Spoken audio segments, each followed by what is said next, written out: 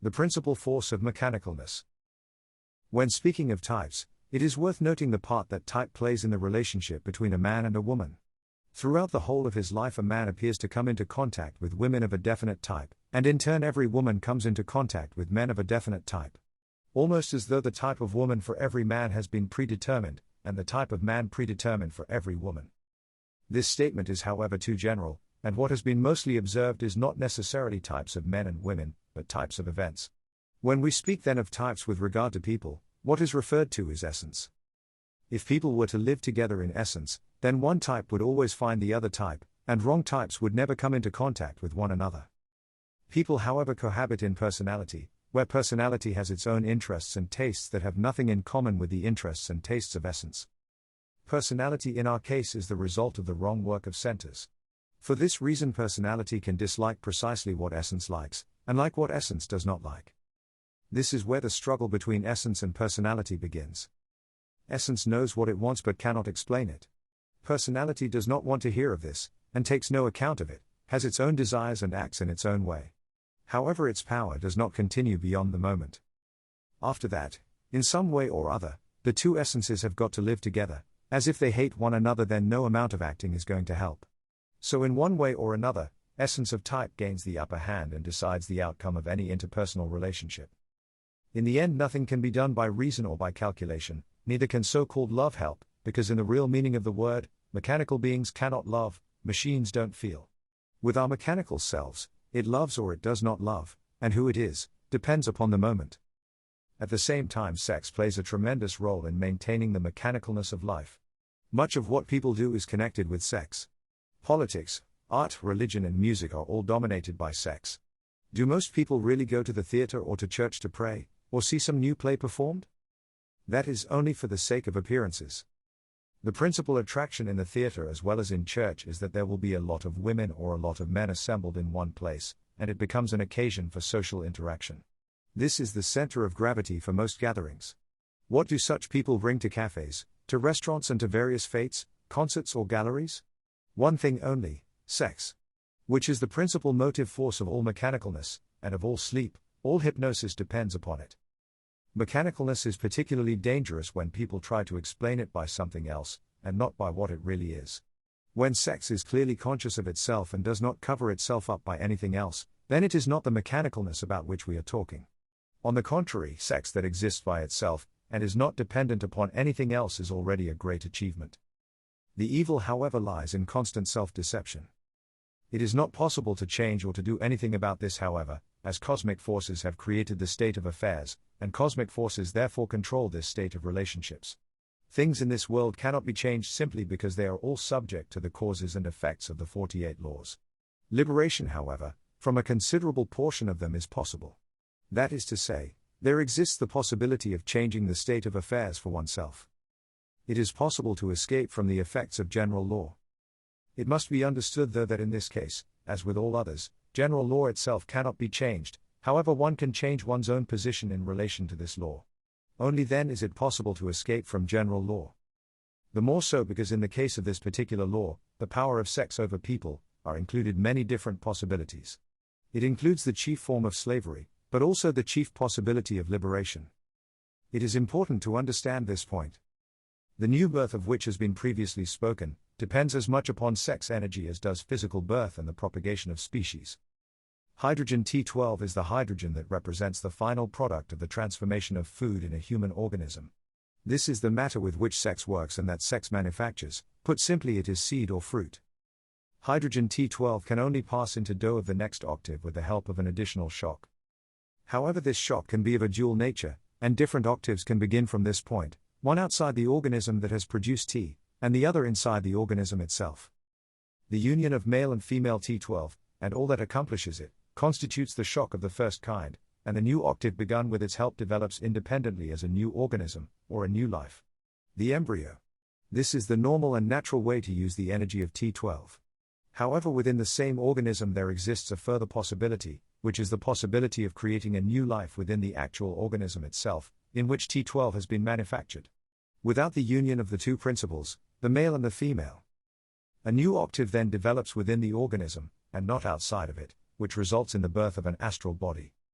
It is important to understand that the astral body is born of the same material, of the same matter as the physical body, and it is only the process that is different. The whole of the physical body, all of its cells are, so to speak, permeated by emanations of the matter T12. When they have become sufficiently saturated, then the matter of T12 begins to crystallize. The crystallization of this matter constitutes the formation of an astral body. The transition of matter T12 into emanations, and the gradual saturation of the entire organism by it, is what alchemy calls transmutation or transformation. It is just this physical transformation of the physical body into an astral body that alchemy called the transformation of the coarse into the fine, or the transformation of base metals into the gold in man. Completed transmutation, that is to say the formation of an astral body, is possible only in a healthy, normally functioning organism. In a sick, perverted or challenged organism, no transmutation is possible. Therefore the question arises, is complete sexual abstinence necessary for transmutation, and is sexual abstinence in general useful for work on oneself? Here there are not one, but a number of questions being posed simultaneously. In the first place, sexual abstinence is necessary for transmutation only in certain cases, that is for certain types of people. For others it is not in the least necessary, and with another type it develops by itself when transmutation begins. For certain types of people, a long and complete sexual abstinence is necessary for transmutation to begin. This means, in other words, that without a long and complete sexual abstinence, transmutation will not begin. However, once it has begun, then abstinence is no longer necessary. In other cases, that is with other types, transmutation can begin whilst enjoying a normal and healthy sex life.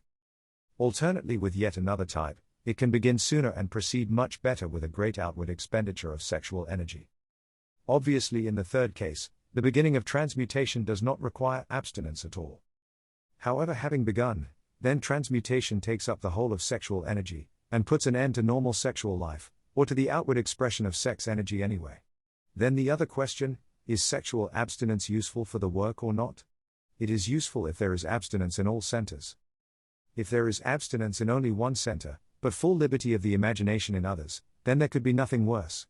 Still more, abstinence can be useful only if a person knows what to do with that energy that they have saved through the act of denial.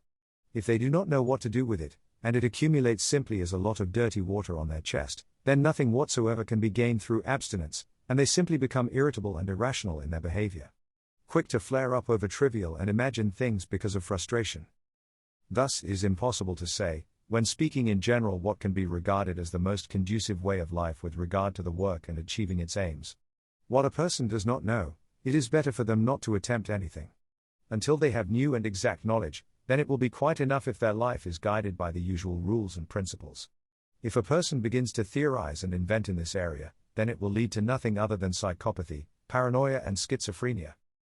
However, it must again be remembered that only a person who is completely normal with regard to sex that has any chance in the work. Any kind of originality, strange tastes, pseudo-desires and perversions, or on the other hand fears, phobias and constantly working buffers must be destroyed from the very onset. Herein lies the value of karma yoga and coming to terms with one's past experiences. Modern education, and the modern way of life create an enormous number of sexual psychopaths. These people have no chance at all in this work. Speaking in general, therefore, there are only two correct ways of expending sexual energy, normal sexual life and the work of transmutation. All other inventions and modifications in this regard are therefore dangerous.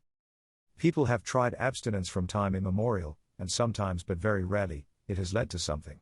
However, in most cases, what is called abstinence is simply exchanging normal sensations for the abnormal, because the abnormal are more easily hidden.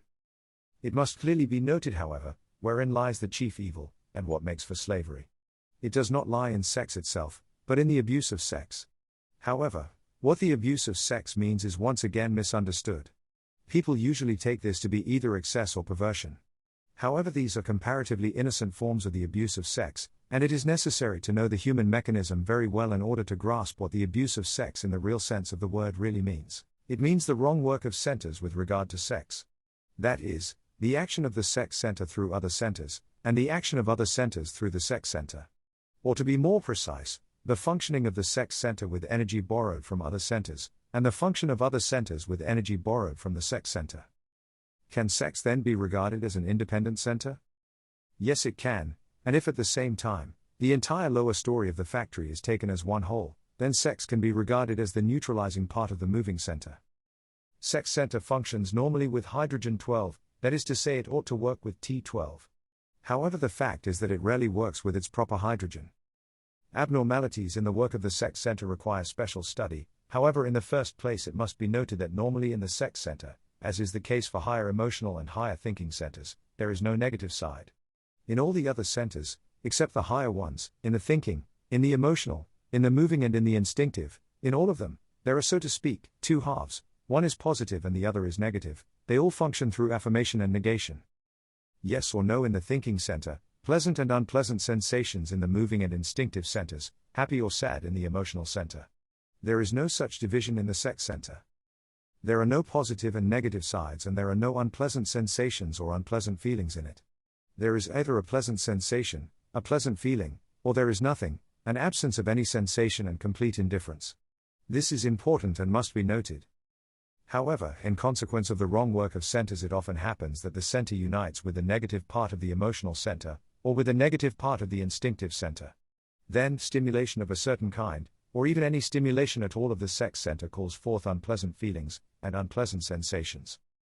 People who experience unpleasant feelings or unpleasant sensations that have been evoked in them through ideas and imagination connected with sex, are inclined to regard them as a great virtue or as something original.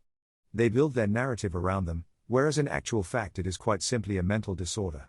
Everything connected with sex should be either pleasant or indifferent, because unpleasant feelings and sensations can only come from the emotional center or the instinctive center.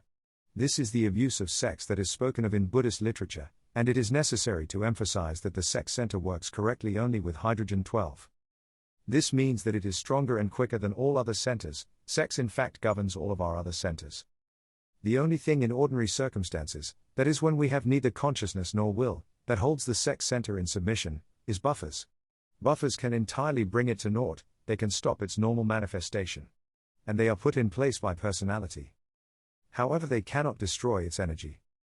The energy remains and simply passes over to the other centers, finding expression for itself through them in exaggeration and feverish activity. In other words, the other centers rob the sex center of the energy that it does not itself use.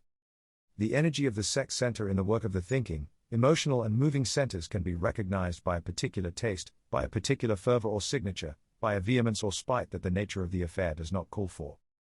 The thinking center writes books, however, in making use of the energy of the sex center, it does not simply occupy itself with philosophy, science or politics, it is always fighting something, disputing, criticizing, seeking affirmation, reflection and creating new subjective theories. The emotional center preaches fundamentalism, abstinence, asceticism or the fear and the horror of sin, hell and the torment of sinners, eternal fire and damnation, all with the energy of the sex center. Or on the other hand it works up revolutions, robs, burns, kills, pillages and tortures, again with the same energy. The moving center occupies itself with sports, creates various world records, climbs mountains, jumps fences, wins triathlons, wrestles, fights, engages in extreme sports and so on. In all of these instances, in the work of the thinking center, as well as in the work of the emotional center and the moving center, when they work with the energy of the sex center there is always one general characteristic, this is a certain particular vehemence or obsession, and together with it the futility of the work in question becomes manifest. Neither the thinking, nor the emotional and moving centers, can ever create anything useful with the energy that they steal from sex center. This is an example of the abuse of sex, however this is only one aspect of it. Another aspect consists of the fact that when energy in the sex center is plundered by the other centers, and spent on useless work, then it has nothing left for itself, and has to steal the energy of other centers, which is much lower and coarser than its own. Yet our sex center is very important for general activity, and in particular for the inner growth of an organism. Because by working with hydrogen 12 it can receive the very fine food of impressions, such as none of the ordinary centers can receive. The fine food of impressions is very important to us for the manufacture of higher hydrogens. But when the sex center works with energy that is not its own, with the comparatively low hydrogens 48 and 24, then its impressions become much coarser, and it ceases to play the role in our organism that it could otherwise play. At the same time, union with and the use of its energy by the thinking center creates far too great an imagination on the subject of sex itself, and in addition a tendency to be satisfied only with this imagination and fantasy or role-playing. Union with the emotional center creates sentimentality, or on the contrary jealousy, cruelty or perversion and sadomasochism, control and dominance. This is again a picture of the abuse of sex. It should be possible to understand, therefore, that it is impossible to explain to someone who has not yet begun to work on themselves, and does not know the structure of their mechanism, what the abuse of sex means. It is equally impossible to explain to them what is to be done to avoid these abuses. Right work on oneself begins with the creation of a permanent center of gravity. When a permanent center of gravity has been created, then everything else begins to be disposed and distributed in subordination to it. The question therefore comes down to this: from what and how can a permanent center of gravity be created? The answer is that a person's attitude to this work, to school, their valuation of the work and their realization of the mechanicalness and aimlessness of everything, can create in them a permanent center of gravity. The role of the sex center in creating a general equilibrium and a permanent center of gravity can be very significant. According to its energy, that is to say, if it is able to utilize its own energy, then the sex center stands on a level with a higher emotional center. All of the other centers are subordinate to it, and therefore it would be a great thing for us if it could work with its own energy. This alone would indicate a comparatively high level of being, and in this case, namely if the sex center worked with its own energy and in its own place, then all other centers could work correctly and in their places using only their own energies. A place for everything and for everything its place.